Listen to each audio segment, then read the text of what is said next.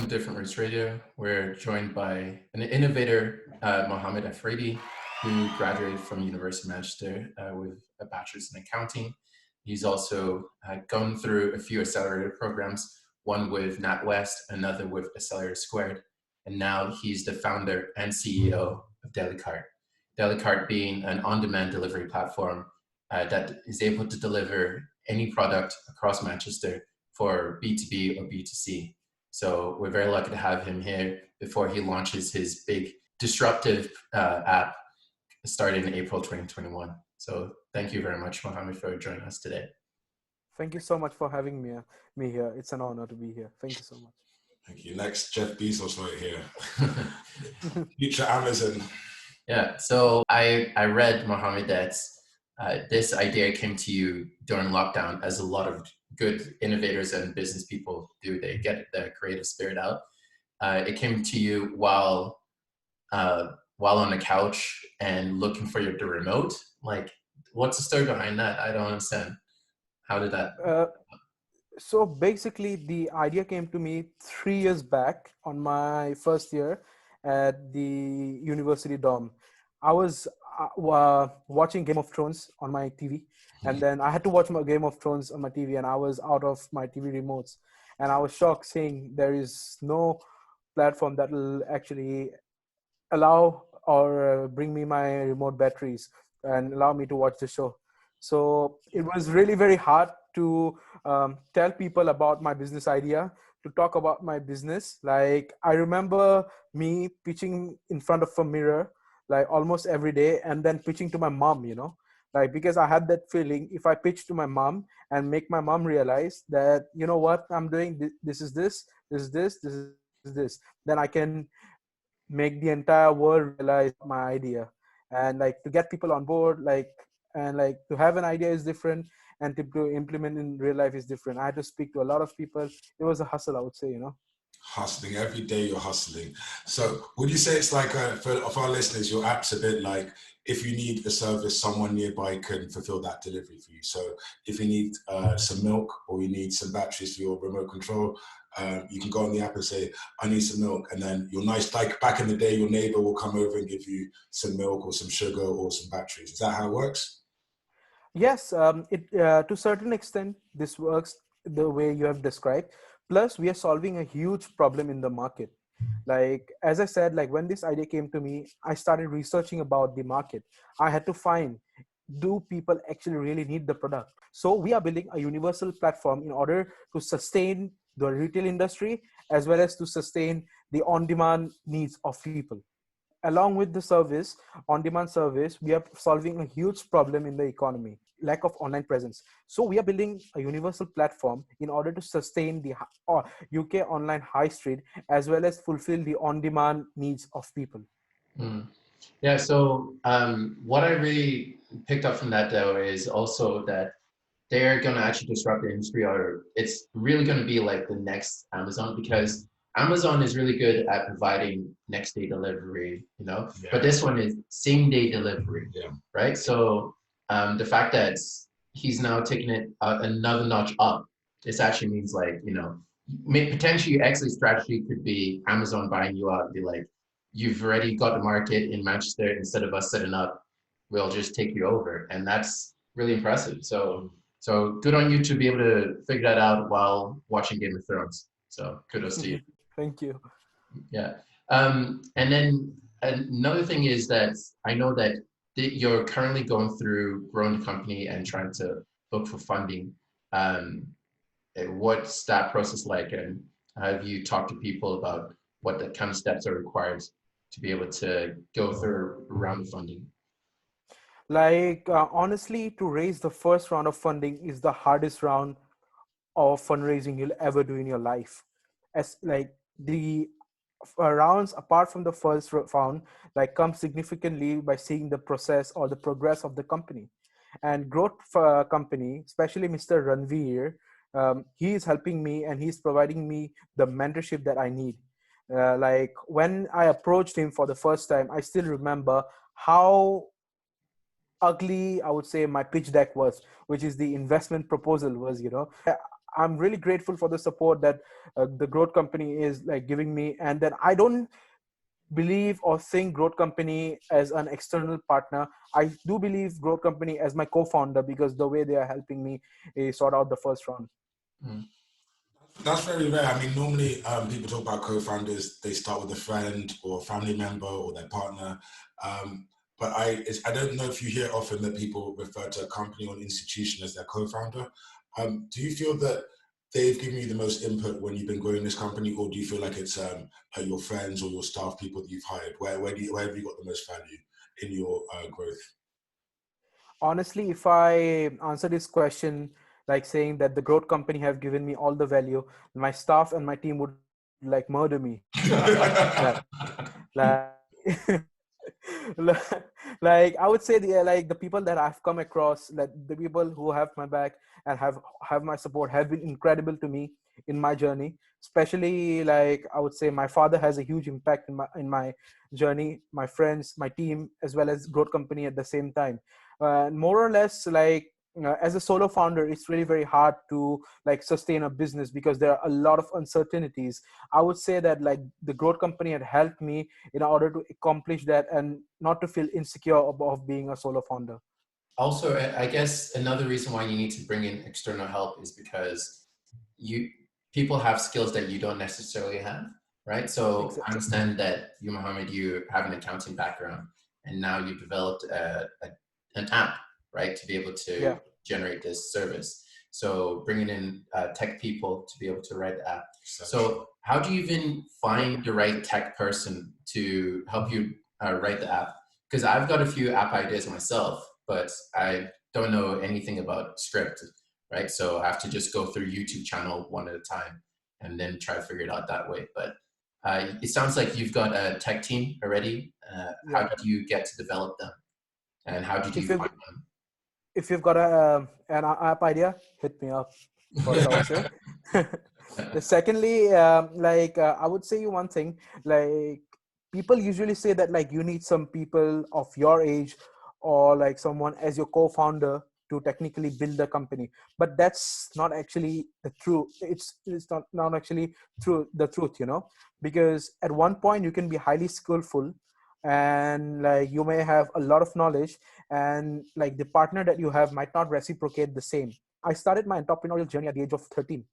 The lessons that I have got from a young age and the skills that I've developed throughout the years, I don't think that like anyone of my age would have the same like mindset in terms of tech knowledge compared to me. So it was always very hard for me to get someone as skillful or someone who could cope up with my working ethics. So like I met my tech team like in an entrepreneurial event, and like I would say like when I met them it was love at first sight, because they were preaching about their app development company, and the way they were concise, the way they were conveying the message to the audience, that's what got my attention. And like apart from that, I had a lot of people coming to me and like saying me, dude, I want to be a technical co-founder. I can say them, yes, you can join me, but what if tomorrow like the person doesn't work as per like my sentiment, or as per like they do not have the drive, the entrepreneurial drive like I have. That's why I didn't want to risk it, you know. That's why I just like found an app development company who are like my co-founders, and I had like my own earned money that I earned from my past businesses, and with the support of my father, like I have built this company, like the development side.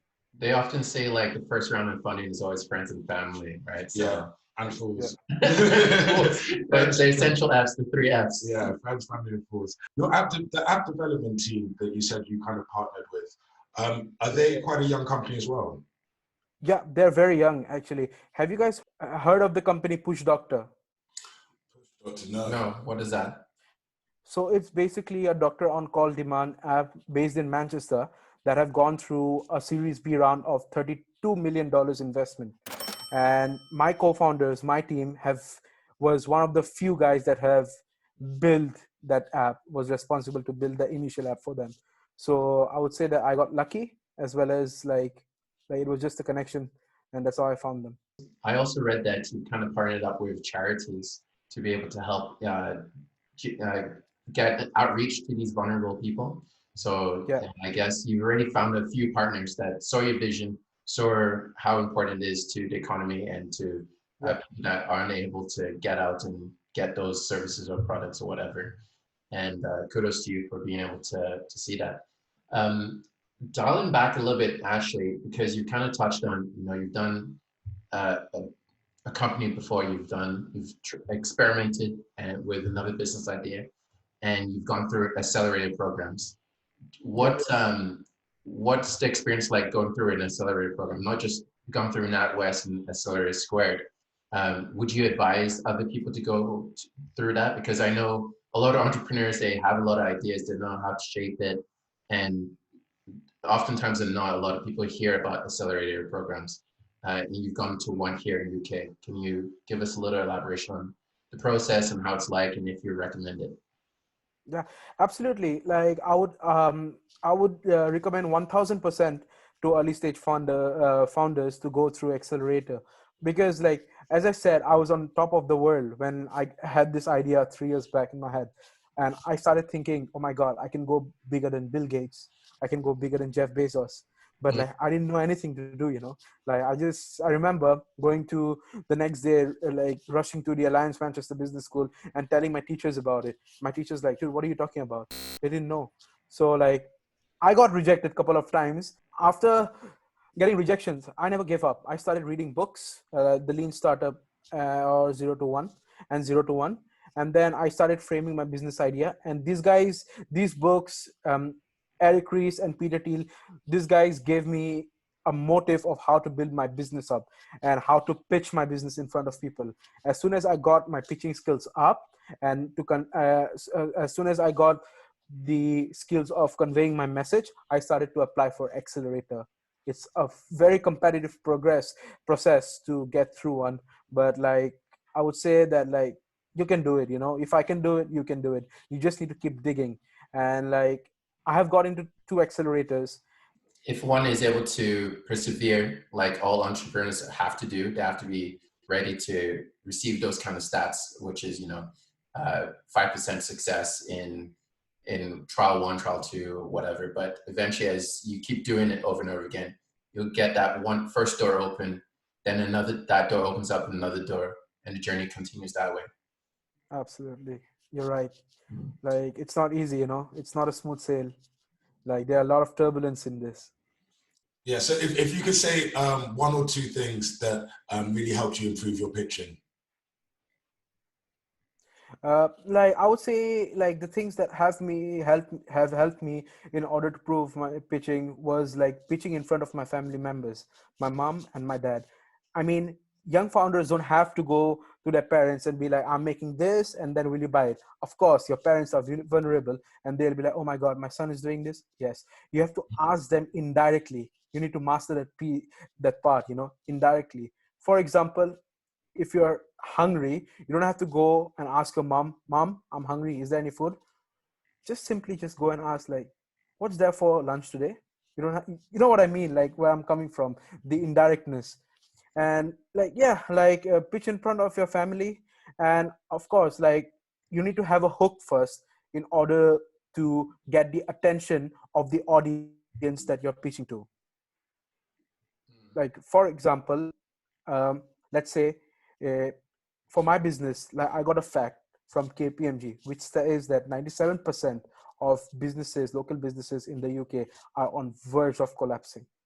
So what is your point and what is your fact? You need to tell that to viewers.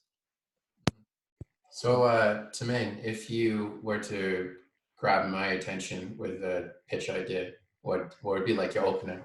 Oh, well, put me on the spot, don't you? Well, you're gonna have a need. You're gonna have a. Yeah, I need. Let's take our mugs for example. Cheers. Cheers. I need more mugs. Well, you can have any kind of mug, but what do you want your mug to convey? Do you want it to convey that you're an optimistic anthropologist, that you're a wise man, a chill philosopher, as your mug says, or do you just want it to cheers, or do you just want it to hold your drinks? Well, you have my attention. So that's good. So I remember in Wolf of Wall Street, right? It's like, sell me this pen. Sell me this pen. Oh Yes. my God, that thing is so like they still had so many sales jobs. Yeah. Have you done that before? When I used to be in sales and I was a broker, they were like, anytime you had an interview, they were like, sell me this pen. And they actually all just saw it in a movie or read it in Wolf of Wall Street, and they all thought that it was like the best thing to do. And they got so I went to 4 interviews, they all said to sell me this pen. It's ridiculous. Have you ever had that? Like, honestly, the answer for that is really very simple. You know, like it's all psychology. Like in for marketing, I think like you just need to speak about the demand, and that's really a good question. You know, like I want people to ask me this question: sell me this pen, or like sell me this something. You know, I'll do it. I would do it. It's true. So in Wolf of Wall Street, the response to that is, do you have something to write with? And they're like, no. Boom, supply and demand. So that's how the line goes. So you're absolutely right. Wolf of Wall Street, it'll use a little psychology there. Yeah, psychology, that's what it is. So yeah, let's get into the game show time so I can ask you guys some questions. Yes, I hope there's some sales questions. And test some sales questions. Yeah, I'm gonna test his skills. All right. Actually, the number one, what does ABC stand for in sales? Always be closing. All right, fine. That was nervous, guys. That's an easy one. No, my questions are always about the industry. So since you're in the career and delivery express industry, I'm going to ask you a few questions around that. Sound good? All right. So is it Tumain versus Mohammed or Tumain with Mohammed? Mohammed's been talking a lot of slick talk today, so I definitely want to challenge him. All right. Let's go. All right. Guys, this is not fair. You know, I'm alone and you guys are together. No, he's a judge. Don't worry. It's Yes. you versus me. No, and trust me, like my loyalties are with you for sure. He likes to see me lose for some reason. No, we can do it for sure. All right. So question number one. Since 2017, how much has the career and delivery express industry increased? You guys can tell me by 30%, 40%, 140%. Just give me like an approximation. What do you think? Since 2017 to now? To now. To today's date? Yes, to today's date. Okay. So that's counting COVID. So take in consideration, yes, that's right. Okay. Like staying at home, a lot of Amazon packages are being sold out there. And there's wars going on with DHL and Peru later. So let's go. I think it's increased from 2017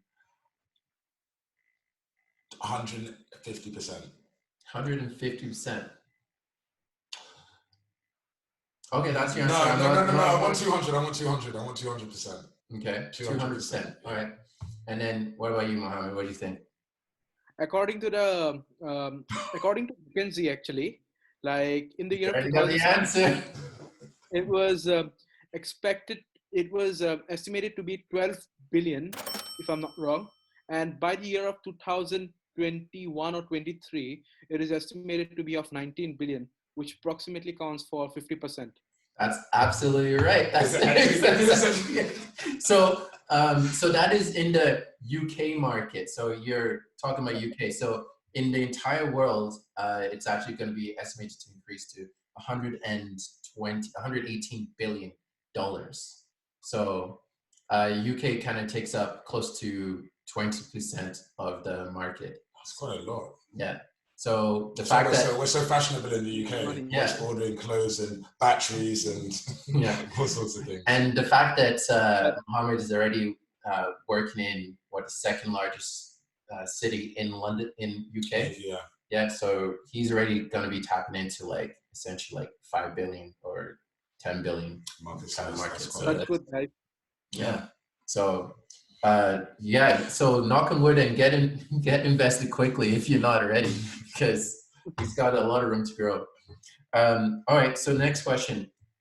Out of the top 3 people that are in the express and the delivery market, who are they, and what percentage do they make up in the market share? So is this just UK? No, this is globally. Oh, come on. So you got to start thinking about all those hint, well, UPS. Jeff Bezos is there. If that's what he... That's Delivery. so yeah. So courier and delivery. Are you talking about on-demand instant delivery or like courier delivery? Courier delivery, not on demand. So we're going so UPS. So I might have hinted that to you just to UPS, help you. DHL. You know. I don't know who owns these companies. Okay. So we have to speak to the expert on the matter. Do you know who owns DHL and You probably read UPS? the KPMG report. Honestly, I don't know this because it comprises of courier delivery and it's worldwide. It's worldwide shipment. Yes, That's why it's exactly. What kind of unanswerable questions are these? The But hardest. I would say it's DHL has the highest market share, or Blue Dart. And then what percentage do they make of the entire market share? Just the top three. I'm not even like going to include the top three would, I would say they make altogether combined. Yes. It's about about 40%. 40%. All right. And you, Mohammed? I'll go with 40% as well because I don't know. Very conservative. Okay. All right, no worries. All right, so how it goes is UPS is number one. Yeah. They make 58 billion.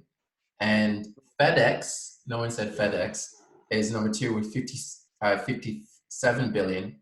And DHL is number three with 42 billion. So they make up 90% of the entire market share. So just think about that. Like, that's just career service. So we didn't include Amazon because that is on demand kind of thing. So these guys are in charge of returns, processing, logistics. That's what it takes to be in that particular market. So you know what? Let me be nice. Let me bring it more local for you guys that are, housed in UK. So who are the top five? Oh, sorry. Let's make it even easier. Top three most desired careers that a lot of people use in UK. Yeah. So who are the Are you talking about a future assumption or like right now? Right you now. You want to put yourself in there, don't you? No. I know the top three. Delicard. Yes. That's the way. It's kind of ready for fresh ones. Top has to be DHL. Okay. And